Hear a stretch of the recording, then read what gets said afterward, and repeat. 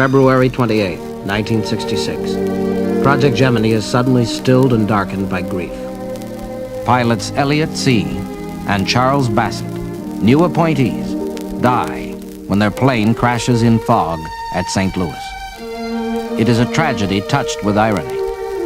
Their jet trainer hits the roof of the building which contains the capsule for the upcoming Gemini 9 mission they were to fly. The space program absorbs its casualties like an army in battle and moves on. Dr. Goddard was a great prophet, a true prophet. March 16th, President Johnson speaking to the National Space Club. To some, it seems almost incredible that a year before Lindbergh had ever flown the Atlantic, he was dreaming and working to take us up in the stars. That same day, almost 200 miles in space, Neil Armstrong turns to his right and tells Dave Scott, "Man, Dave, it's easy. Is it really? They should keep it. The team of Gemini 8 manages to locate an Agena in the vast sea of space. A fish like the one that got away from Shara in Stafford 5 months ago by blowing itself up.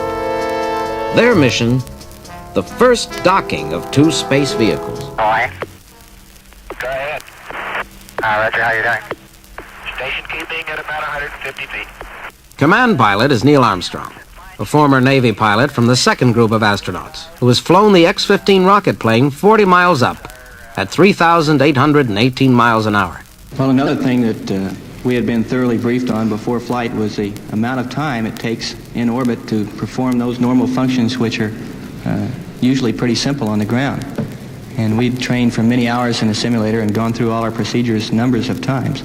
But when we got up in orbit actually and proceeded to go through the mission as planned, we found that we were constantly having to press to keep up with the flight plan. Neil's teammate is Air Force pilot David R. Scott of Texas, yet another generation of astronaut from the third group who has won 3 academic degrees.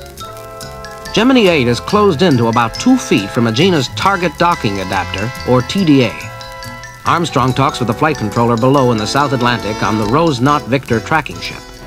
Okay, Gemini 8, you're looking good on the ground. Go ahead and dock. For flight, we are docking. And he's really a smoothie. Oh, roger. Hey, congratulations. This is real good. 6 hours and 34 minutes after launch, Gemini 8 is locked to Agena in a bond that goes on for 27 minutes. Then suddenly, 185 miles over the Indian Ocean, after turning sideways, We got serious problems here with the coupling end over end. TV networks break in on popular entertainment programs to bring the running report from Gemini Control. There are fanatical lovers of adventure series like Batman and Lost in Space who protest bitterly at being interrupted by this life and death reality. Turn anything off. Did he say he could not turn the Agena off? No, he's... Say again? It's in a violent left roll here. It's gated the splits and blown them, but they can't seem to stop it or get them working. Did I hear a stuck hand controller? They undock, but still their spacecraft keeps rolling. There is a remedy: to fire the thrusters that are only used to stabilize the craft during re-entry. Under the rules, the mission must be terminated once the system is activated. It means making an emergency landing in a secondary recovery area in the Pacific, west of Okinawa. Gemini 8, I have some new rescue data for you. You ready to copy? It means the recovery ships and planes will have to race to the new impact point. And it means that Armstrong and Scott, with help from the tiny onboard computer, will have to steer their own way home. 1.5 hours later in Houston, Eugene Kranz, the flight director of the second shift, gives the countdown. 10, 9, 8, 7, 6, 5, 4, 3, 2, 1, retrofire. In a marvel of skill and precision, the disappointed astronauts splash down in the Pacific. Within minutes, frogmen drop from a plane, bringing rafts and a flotation collar, keeping all hands safe until the pickup by the destroyer Mason. How are ya? We've got a weird-looking machine here. What does it look like? It looks like an angry alligator out here rotating around. Even more frustrating, the so-called alligator is whizzing through space almost 130 miles above the Pacific on this lovely 3rd day of June, 1966. Hawaii, Capcom, Houston flight. Go flight. Roger. Ask the crew if they could be set up. We can station keep here quite a while, and also had a suggestion we might put out our docking bar and go up and tap it. In fact, what Tom Stafford is talking about is a substitute target for the troublesome Agena. But this one has no motor. It's been put together from stock bits and pieces, and the docking area of this spacecraft has been enclosed in what is called a shroud.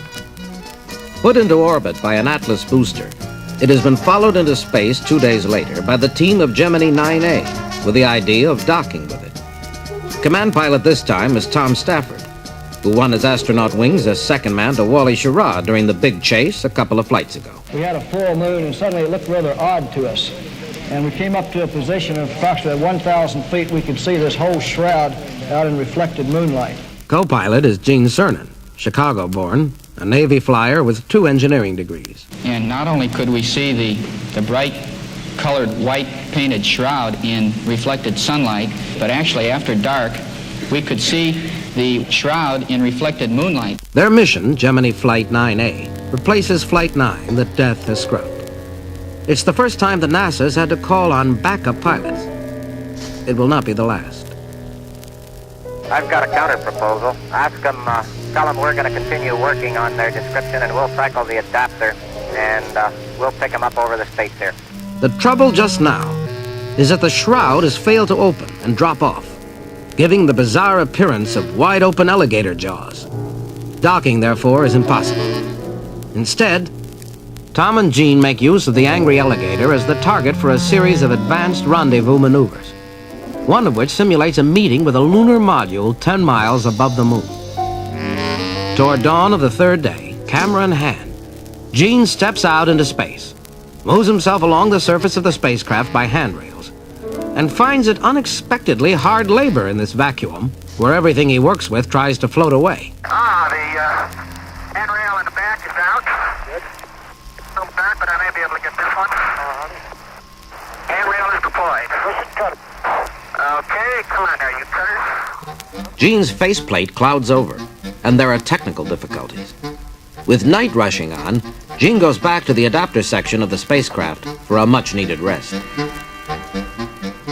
Now, as he meets another day over Africa, Gene moves out again along the skin of Gemini to a locker containing a Buck Rogers backpack. Purpose? To enable him to cut loose from the umbilical and fly about under his own power. As he starts plugging in the electrical circuits, About 4 to 5 times more work than what we anticipated, and the pilot visor is completely fogged over, nearly frozen over. Okay, he said he's getting extreme fogging on his visor and trying to freeze up, and also that he was having quite a bit of trouble reading him. The pilot was fairly garbled, and that has made the electrical... Okay, stand by. it turns out that working in weightlessness is like pushing boulders. For a moment, Gene rests.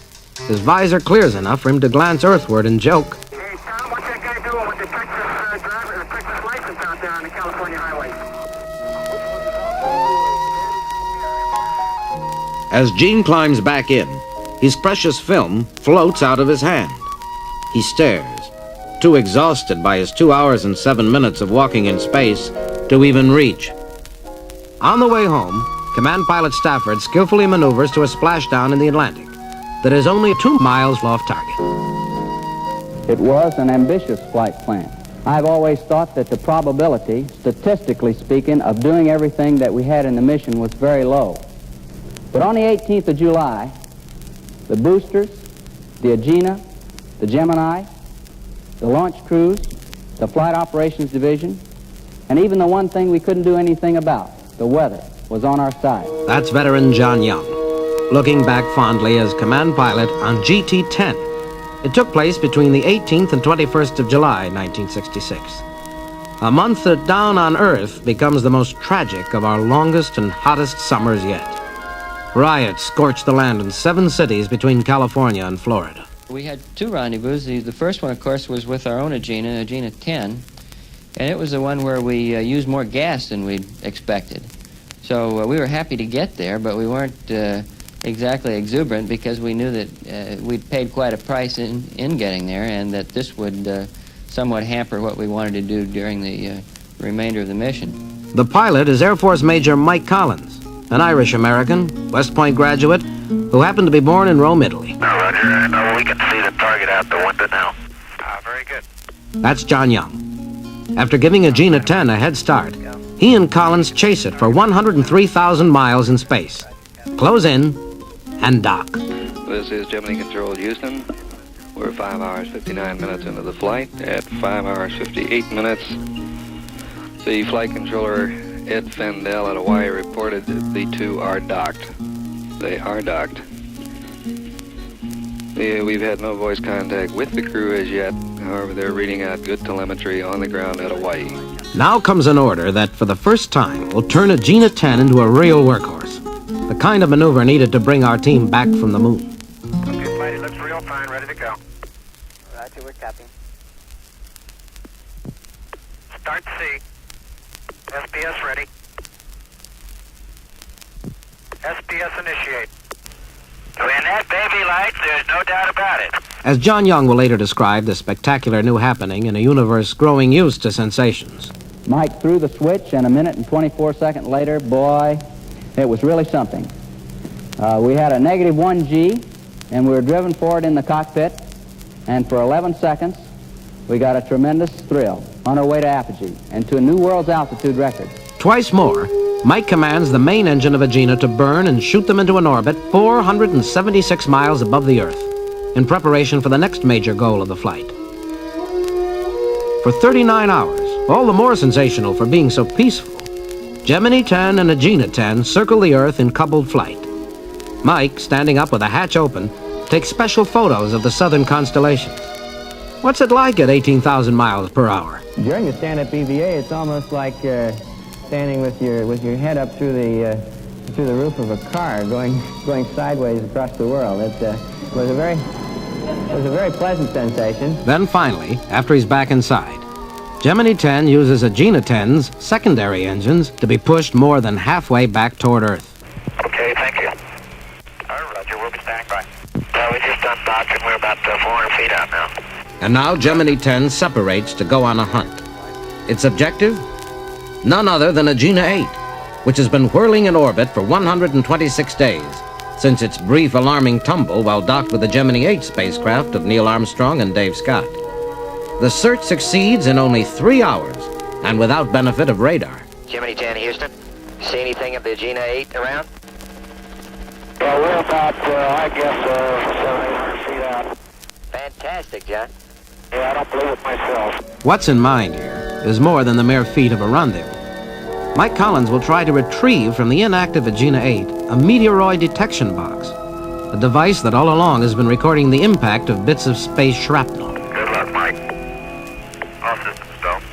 Okay, Houston, this is Gemini 10. Everything outside is... I had a lot of things to do, and I had a very short time to do them in.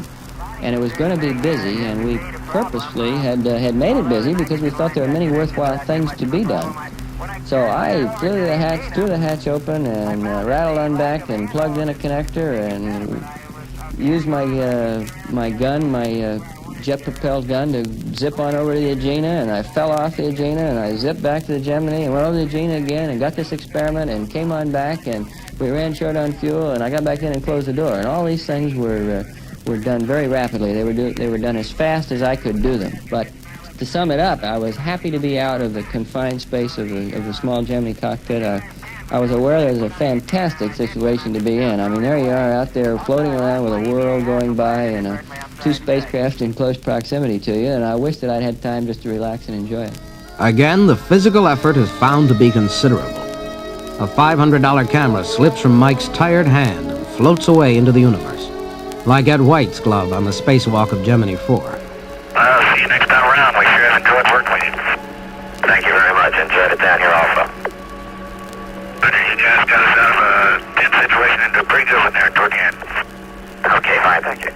Getting ready for re-entry, Gemini 10 dumps the umbilical cord and other unwanted items, adding to some 1,200 bits of trash which are now cluttering space, including satellites and burned-out rockets, a possible traffic hazard someday on commuter roads between Earth and Moon. Right, cowboy. That's Pete Conrad calling 20 feet across space to third-generation astronaut Lieutenant Commander Dick Gordon, father of 6 children, who's sitting astride a Gina 11, riding a $10 million horse over the empty plains of heaven. How did he do it? I decided that I would sit on the spacecraft and wedge my legs in between the TDA, the target docking adapter, and the spacecraft so that I could have the luxury of using both hands. But I was unable to actually sit on the spacecraft in the manner I had done in the zero-G airplane. I kept riding up off of it, so all I could use was my feet. And this was a very tiring operation in itself, in that I had to use my feet wedged between the spacecraft and the TDA to hold myself in place. Launches are now proceeding at an average of 1 every 2 months. Of the original 7, only Wally Schirra, Gus Grissom, and Gordo Cooper are still on the active list. Al Shepard, our first man in space, has been grounded by an inner ear infection and now works with Deke Slayton, supervising the enlarged astronaut pool. John Glenn, also suffering ear trouble from a bathroom fall, has retired to private industry. Scott Carpenter is now working in the ocean depths for the Navy. We're looking straight down over Australia now. We have the Terminator out our right window. We have the whole northern part of the world out one window. Utterly fantastic. Pete Conrad talking. Between September 12th and 15th, Gemini 11 scores dazzling achievements under his command. Pete, who previously co-piloted Gemini 5 in a storm of shrimp and sang most of the way home, now has as his co-pilot Dick Gordon, the first man to cross America in less than 3 hours. These 2 young men in a hurry are making new speed history. Okay, I'm going to go ahead and brake her. Make it right down to 25. Okay, 0.8 miles, 4,800 feet. I think he is bright. He sure is, isn't he? Fantastic. On the very first orbit, within 94 minutes of liftoff, Pete and Dick catch their Agena. They manage this in spite of difficulty with the Agena radar, by using instead Dick's slide rule computations and the onboard computer. This is a kind of space marksmanship considered imperative for manned moon flight. The following day, leaving the spacecraft, Dick moves over to Agena, pulls from it a golden 100-foot cord, and ties it to the nose of Gemini 11. That's 6 feet of tether, yeah, it looks like that'll be enough. Okay. Take that, your back foot here. Not anymore, you're on your own. I see your foot in front of the window. Go ahead and turn the camera on. I missed it. Pull me down. Okay. Keep down, you're coming right back. Easy. I just gave you a little tug. Yeah, easy. I can't see where I'm going. No, I like it. You're going back on the adapter there. Pull it back a little more. How you doing? Pull me up. Okay. I sure hung on something out there. Got her. Good show. Gently linked, the 2 craft drift lazily in orbit with engines shut off, thus sparing fuel vital for maneuvering. This is an experimental step toward the ultimate building of space stations. 11, you're a go for the burn. Roger. SPS ready.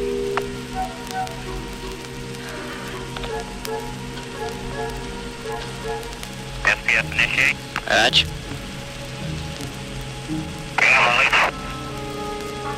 Attitudes are looking good, Flight. Roger. We have a PPS start. Yeah, that ground area is going good. It is rolling on. Say again, 11. Looking good. Looking good. Roger, roger. Stand by for cutoff. Cutoff. Whoop-de-doo. 500 right. Look real good from here. Look real good from here, 11. On the second day, docked again, Pete burns Agena's main engine with its 8-ton thrust.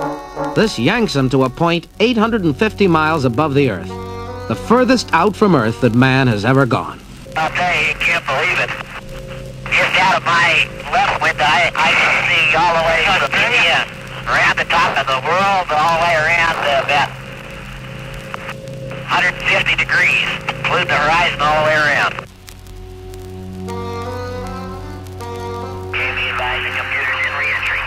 Re-entry is another feat with a purpose. Sure appreciate help from everybody down there, and Australia sure looks great for 750 miles. Within 50 miles of Earth, the pilots remove their hands from the controls, and the onboard computer takes over. In a marvel of accuracy, the computer lands Gemini 11 in the Atlantic 1.5 miles from bullseye. Now, only one major problem seems to remain: the extreme exhaustion caused by working in space outside the cabin. And within 2 months, in the final manned Gemini flight, that too will be solved. Okay, I'm free now. The only thing that's holding me is one hand on the handrail. Meet Air Force Major Buzz Aldrin as he works and walks in space. Sometimes, he moves like a window washer along the outside surfaces of Gemini 12. At other times, like a fly on a ceiling. With a lot of ingenious new equipment to help him, he works almost a full union day outside the cabin, 5.5 hours, virtually without sweat. Our launch day on November 11th, I have an emblem here that I'd like to leave in orbit. It says November 11th, Vets Day. Roger, I'd like to extend the meaning of it to include all the people of the world who have been and are now and will continue to strive for peace and freedom in the world. Okay, Ed White, you're doing a good job. Now, wait a minute, I've got another one here. Now, this message that I have concerns a contest coming up in the future. And I think the precedent was set for this about a year ago. And I'm not sure that Jim can read this one, so I'll read it out loud to you so you all can hear. Go Army, beat Navy! Buzz Aldrin, appointed with the third group, represents the new breed in space, the fighting highbrow. He flew 66 combat missions in Korea and also earned a PhD at Massachusetts Institute of Technology. His command pilot on Gemini 12 is Jim Lovell, who earned the nickname of Shaky during the 2-week mission of Gemini 7. Well, I think the Gemini spacecraft is well adapted to look into the problems of EVA. Certainly, EVA and rendezvous are the two most important areas of our training and our learning for the Apollo program. We're going to go EVA and Apollo, of course, so we must learn as much as possible in Gemini. Extravehicular activity with a heavy workload is the main purpose of this mission, taking place between November 11th and 15th, 1966. For weeks before, to cope with problems of fatigue, Aldrin practiced in a water tank every move he'd make in space. The outer skins of both Gemini and Agena have been fitted with handrails to make things easier. A pair of footholds called golden slippers have been welded into the rear section. And like a window washer, he wears straps that he hooks onto the spacecraft at strategic points. At times, he hauls himself about with 2 portable adhesive handrails, resembling a housefly walking on a ceiling. Thus equipped, he proves that man can work productively in space. At the conference which winds up the Gemini program, the statistics all bespeak fabulous success. In 20 months, at a cost of $1.3 billion, we launched 10 manned Gemini missions. While we sent up 20 spacemen, the Russians sent up only 2 dogs. Between Mercury and Gemini, we've now logged 1,993 man-hours in space, compared with 507 for the Russians. Jim Lovell, with his 2 Gemini missions, has become the most traveled man in history. 7.25 million miles, enough for 15 round trips to the moon. George M. Lowe, Deputy Director of the Manned Spacecraft Center, sums it up. Gentlemen, we have ended one of the most successful programs in our short history of spaceflight. As you have seen, the Gemini achievements have been many. They included such things as long-duration flight, maneuvers in space, rendezvous, docking, the use of large propulsion systems in space, working outside the spacecraft, controlled re-entry, and of course a host of medical, technological, and scientific experiments. Gentlemen, the Gemini program is now officially complete. There is one more statistic of great profundity. In the 9 years since the first Sputnik went bleating across the sky and announced the space age, some 40 million Americans have been born. 1/5 of our population knows none but the space age. They've come into being at a time when, once again, the area of our known world is about to be vastly enlarged, as by Columbus in 1492. The words of John Kennedy echo in our ears. But why, some say, the moon? Why choose this as our goal? And they may well ask, why climb the highest mountain? Why, 35 years ago, fly the Atlantic? We choose to go to the moon. We choose to go to the moon.